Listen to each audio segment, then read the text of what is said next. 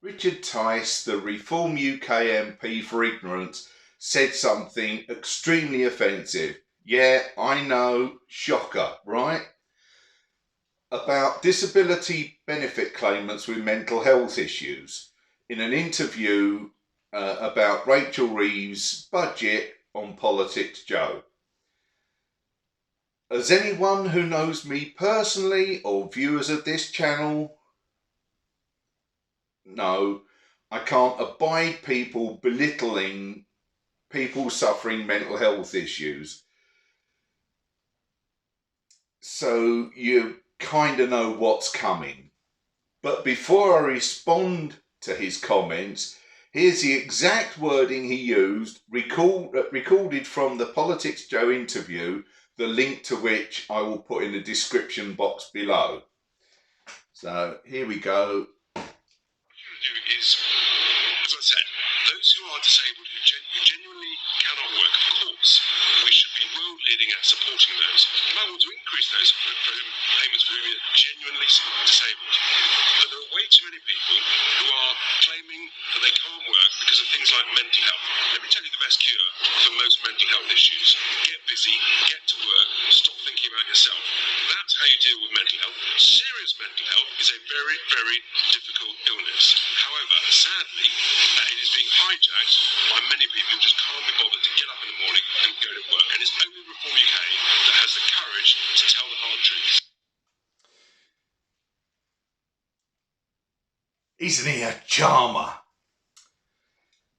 Well, before I continue, it's going to get a bit sweary from now on. So if you're offended by bad language, well, stop watching now. Right, here's my response to Mr. Tice. Okay, Tice, you arrogant, ignorant, knuckle-dragging fuckwit. How dare you belittle people with mental ill health? I'm assuming that you're specifically targeting those people with depression, given that the specific language you used. So here's a fucking lesson from someone who's got lived experience of severe depression and being employed. During my working life, I've had a number of jobs: warehouse operative, quality control sampling technician, stockroom assistant, then manager in that same stockroom, warehouse manager, heavy press operator, parts advisor and security guard. I've skipped over jobs I didn't hold for too long, and one job that just was a warehouse job that was the same as one of the jobs I've already mentioned. Throughout that period, I suffered with severe depression, and I worked harder than most of my co-workers. I prided myself on the accuracy of my work despite an industrial injury that has left me with arthritis and an unstable kneecap. My entire life was just work and home. There was nothing else. I went to work when I was physically ill because I was frightened of losing my job. When I became a warehouse manager, I was okay for a while, but the stresses of the job built up so much that I had a breakdown at work. I was taken to hospital and I was finally given a diagnosis of depression. Up till then, and for 19 years, I'd had depression and it was undiagnosed.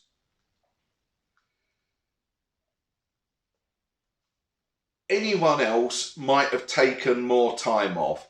I took exactly 5 work days off.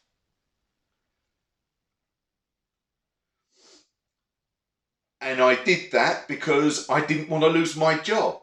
I thought if I took any more time off, I went straight back.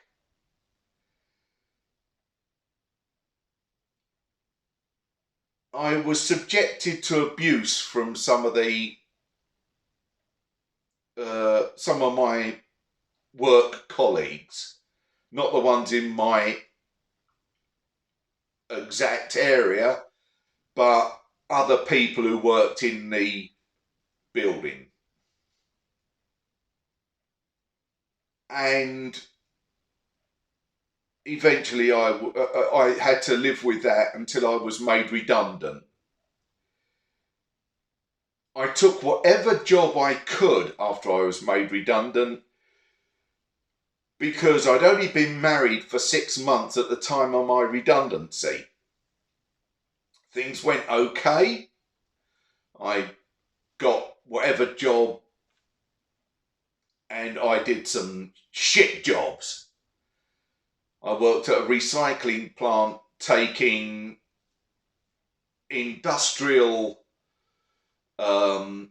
posts from a conveyor belt that was just covered in dirt and crap and everything. And I had to take those posts and throw them over the side into a particular bin. It was disgusting, dirty, horrible work. But I did it because I needed the job and I was going to do anything possible. Things went relatively okay until I decided to leave my job at a parts department because I found a job with more money, only to be made redundant in less than a year because the company went bankrupt. And it was a week before Christmas that year, and I was not paid for that week. I went into the bank thinking I was being paid, and my then wife was standing next to me, and when I was told that I had no money in the bank, my money hadn't been put in, she said I went completely white and I almost just fell to my knees. I was so desperate that I took the first job I could get. I was only unemployed for about 2 weeks because I managed to find a job. He warned me that the man who had the job before me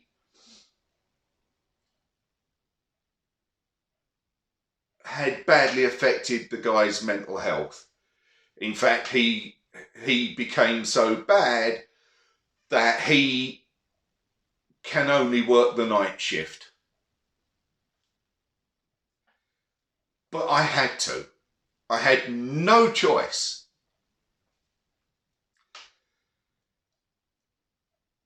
So I took the job, and I was there for about 18 months before my mental health had deteriorated to the point where I couldn't be around people, just like my predecessor. There were perks to the job, wonderful perks. Abuse, verbal threats, and even physical assault. Because I only ever saw people at their worst. So I had to quit for my own sanity. But I wasn't sitting on my arse doing nothing. I went out. I filled my time with courses at the local adult college and voluntary work. When I could get around the work I had to do for the course and when my mental health allowed me to, I forced myself to be around people. And it was just to fill the time. I helped adult learners at the college. I became a governor at the college. And I was still taking courses at the time.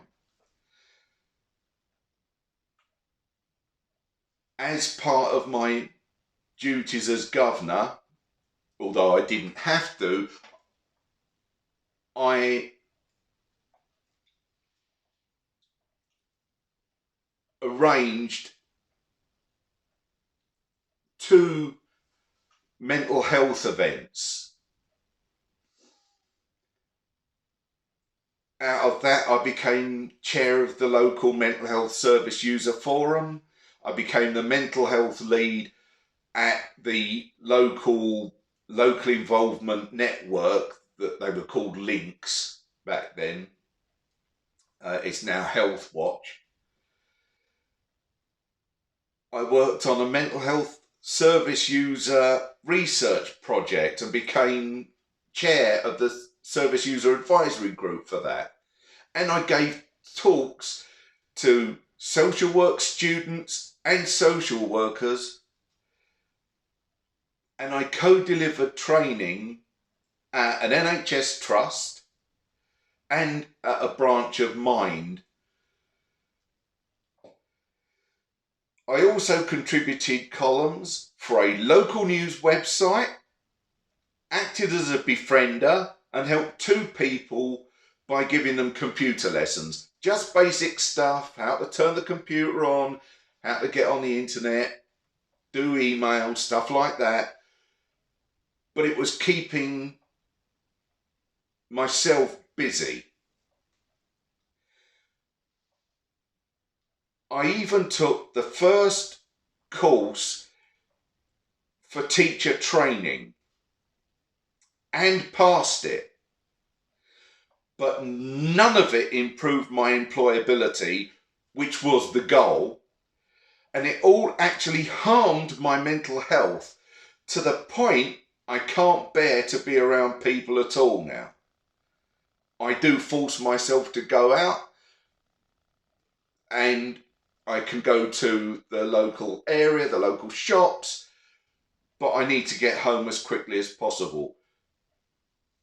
My carer has to go with me on trips, on longer trips on public transport, because I can't bear public transport either.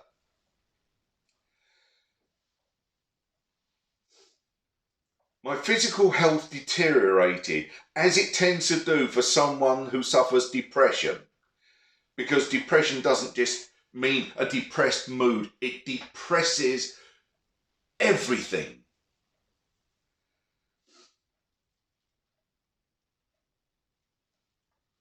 I've been hospitalised with COVID back in 2020. I was on a ventilator in critical care, which left me with PTSD, memory problems, and a slight cognitive impairment. There are days when I can barely function, and I can't deal with people for more than a few minutes. It takes me too long to write anything, and I can't concentrate for long enough to do any work from home. In fact, this that I've written took me 4-5 hours to write, and I'm adding stuff in as I go. My work history, both paid and voluntary, have contributed to my mental ill health, and I'm living proof that get busy, get to work, stop thinking about yourself is complete and utter bollocks. I got busy. I worked. I thought more about others than I did myself in order to make myself more employable. And it's fucking destroyed my mental health. And I doubt I'm the only person with depression who's had that experience, even if they didn't do as much voluntary work as I did. And in comparison with some other people, I haven't done as much as them. But it was quite a lot. But it was fitted in when I could do it. Depression can be truly debilitating. And even if you manage to keep busy, that doesn't mean that your brain won't find a way to attack you, and you can't run away from your mind. It's hard enough to get a job at the best of times, but it's almost impossible if you have mental health issues, because of the reluctance of employers to employ us, fueled by ignorant rhetoric such as you spout. May I suggest, Mr. Tice, that you get fucked, get educated on mental health, stop acting like a fucking cunt.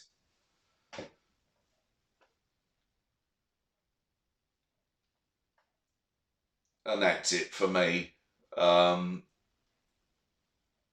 Please press like if you liked it. Share it if you agreed with what I said, or if you just enjoyed the fact that I'm slagging off Richard Tice. And if you want more videos like this, then why not press the subscribe button and the notification bell so you know when I'm putting another video up. Jesus Christ, Richard Tice, you are a complete, utter fucking cunt.